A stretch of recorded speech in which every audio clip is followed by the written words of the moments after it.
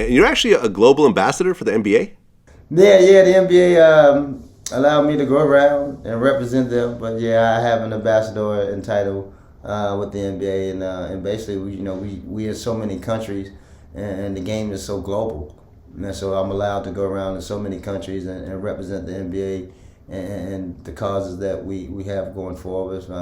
Meeting with a lot of partnerships, that they have acquired and partnering and obtained with.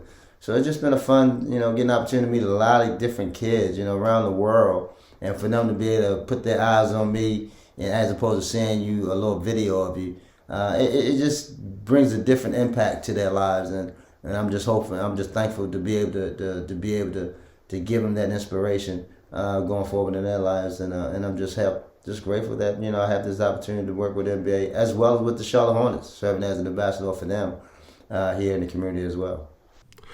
Well, everyone knows you for Charlotte, but you actually grew up in Baltimore. Absolutely, I'm in Baltimore. At the Lafayette Court housing projects. Yeah, that's where it all started.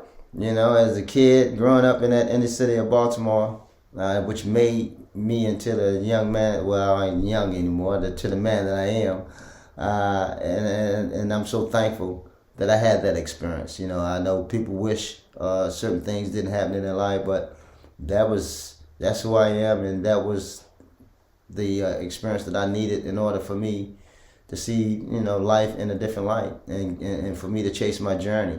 Being small, even though I was small, and had all the distractions outside of your neighborhood with the drugs and the violence and so forth.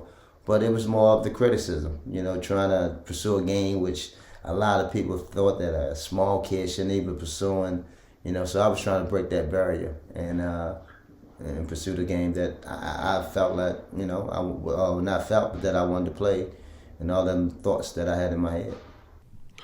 Well, people watch The Wire and they think that it's all fiction. Until you actually go to Baltimore and you see the blocks and blocks of boarded up housing. It was like nothing I'd ever seen when I first went there. And this was like maybe 10 years, 10, 15 years ago. How bad was it in your neighborhood? And how did you keep yourself from getting caught up in all that? Well, unfortunately, I got shot when I was 5. So Really? being at the wrong place at the wrong time, and that's just the type of neighborhood that we grew up in. But it was a place where you can still be a kid and still, but you watching over show, but it was a place where you could be a kid, because we felt like, it was a village. A lot of the parents that was there in the community, in the neighborhood, they looked out for some of the kids. They looked out for the kids, and that's how it was. But of course, you got the adults that's roaming around in the streets, that's out there that kind of trying to, entice kids to do certain things, but get caught up. But for me, basketball was my safe haven. I was allowed to go there to escape.